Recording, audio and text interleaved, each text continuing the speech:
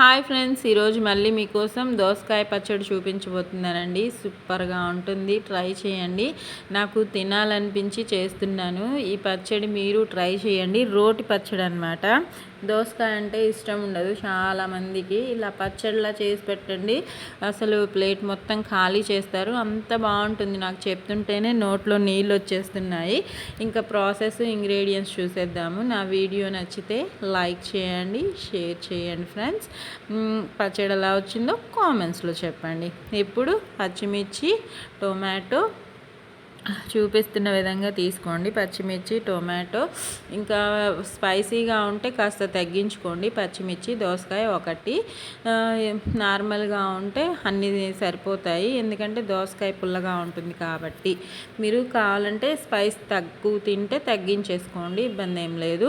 ఇంకా ముందుగా దోసకాయని కూడా చిన్న చిన్న పీసెస్ చేసి పక్కన పెట్టేసుకున్నాను. స్టవ్ మీద కళాయి పెట్టుకొని ఆయిల్ ఒక 4 స్పూన్స్ అంత వేస్తున్నాను. ఈ స్పూన్ తోటి 4 స్పూన్స్ ఆయిల్ వేసుకొని ఫ్లేమ్ మాత్రం లోలోనే పెట్టుకోండి. ముందుగా మనం కడిగి పెట్టుకున్న పచ్చిమిర్చిని వేసేసుకుంటున్నాను. అవి కాస్త మగ్గాక, లైట్గా మగ్గిన తర్వాత టొమాటో కూడా వేసేసుకుంటాను. ఎందుకంటే రెండు ఒకేసారి ఫ్రై అయిపోతాయి ఈజీగానే, ఇబ్బంది ఏం లేదు. చక్కగా అవి ఫ్రై అయిన తర్వాత నెక్స్ట్ ప్రాసెస్లోకి వెళ్ళిపోదాము. ఇదిగోండి, కాస్త ఒక 5 మినిట్స్ ఇలా అయిన తర్వాత టొమాటో వేసేసుకొని చక్కగా దాన్ని ఇప్పుడు ఫ్రై చేసుకుందాము. టొమాటో వేసి టొమాటో కాస్త మెత్తబడ్డాక ఒక 15 మినిట్స్కి లో ఫ్లేమ్లో పెడితేనే బాగా ఫ్రై అవుతాయి. 15 మినిట్స్కి మనం ఏం వేయాలో అప్పుడు చూపిస్తాను. కలుపుతూ మధ్య మధ్యలో దగ్గరే ఉండి చక్కగా ఫ్రై చేసేసుకోండి. ఇవి ఫ్రై అయిన తర్వాత చింతపండు మీ స్పైసీని బట్టి పచ్చిమిర్చి వేసుకోండి ఫ్రెండ్స్. అందుకే కాస్త టొమాటోస్ ఎక్కువగా తీసుకున్నాను నేను. ఇంకా చింతపండు ఒక 1 స్పూన్ అంత వేస్తున్నాను.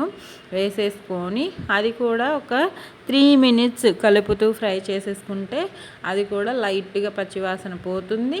ఇంకా స్టవ్ ఆఫ్ చేసేసుకొని ఈ పచ్చిమిర్చి, టొమాటో, చింతపండు మిశ్రమాన్ని రోల్ దగ్గరికి తీసుకెళ్ళిపోదాము. రోల్ని కూడా నీట్గా వాష్ చేసి పక్కన పెట్టేసుకున్నాను ముందే. ఇదిగోండి, ఇవి ఫ్రై అయిపోయాయి కదా, ఇంకా స్టవ్ ఆఫ్ చేసేసుకుందాము. ఈ ప్రాసెస్ అంతా మీకు అర్థం అవడం కోసం నీట్గా నిదానంగా చూపించి చెప్తున్నాను అనమాట. మీకు లాంగ్ ప్రాసెస్లా అనిపిస్తే ఇంకా ఇదిగోండి, పచ్చిమిర్చి ఈ మిశ్రమం అయిపోయింది ఫ్రై. స్టవ్ ఆఫ్ చేసి రోట్లో ఇదిగోండి టొమాటో, పచ్చిమిర్చి, చింతపండు, ఉప్పు ఈ టైంలో వేయలేదు, మర్చిపోయాను. ఎప్పుడు వేస్తాను, ఇది కాస్త నలిగాక వేసాను అనమాట. ఇప్పుడు ఈ టైంలో వేస్తే చక్కగా నలుగుతుంది. నేను మర్చిపోయి మధ్యలో వేసుకున్నాను గుర్తొచ్చి. ఇంకా చక్కగా నలిగేంత వరకు దంచేసుకోండి. రోటి పచ్చడి ఎన్నిసార్లు చేసినా సూపర్ హిట్గా ఉంటుంది. అది కూడా దోసకాయ పచ్చడి అంటే నాకు నోట్లో నీళ్ళు వచ్చేస్తున్నాయి. ఉప్పు ఒక 1 స్పూను, ఇంకా ఇంకొక స్పూన్ కూడా పడుతుంది. ఎందుకంటే పచ్చిమిర్చి వేసాము ఎక్కువగా, ఉప్పు కూడా ఎక్కువగానే పడుతుంది. వేసేసుకొని ఇలా రుబ్బుకుంటే మన పచ్చడి బాగా నలిగిపోతుంది. ఈ టైంలో దోసకాయ ముక్కలు ఎలా ఉన్నాయో అదే విధంగా ఉల్లిపాయలను కూడా కట్ చేసుకున్నాను. రెండు ఒకేలా ఉంటే టేస్ట్ కూడా చాలా బాగుంటుంది, ఈవెన్గా ఉంటుందన్నమాట. ఇవి కాస్త నలిగాక ఉల్లిపాయలను కూడా వేసుకొని మొత్తం నీట్గా రుబ్బేసుకుంటే మన టేస్టీ దోసకాయ రోటి పచ్చడి రెడీ అయిపోయినట్టేనండి. మీరు కూడా ఇలా రోటి పచ్చళ్ళు చేసుకోండి, హెల్తీగా టేస్టీగా ఉంటుంది. ఇంకా తాలింపు వేసేసుకుందాము. ఇది తాలింపు లేకపోయినా నెయ్యి వేసుకొని తింటే సూపర్గా ఉంటుంది. నేనైతే తాలింపు వేసాను. కరివేపాకు, తాలింపు గింజలు, జీలకర్ర ఇవన్నీ వేసుకొని ఇలా వేసుకొని ఇంకా మిక్స్ చేసుకొని సర్వ్ చేసుకోవడమే.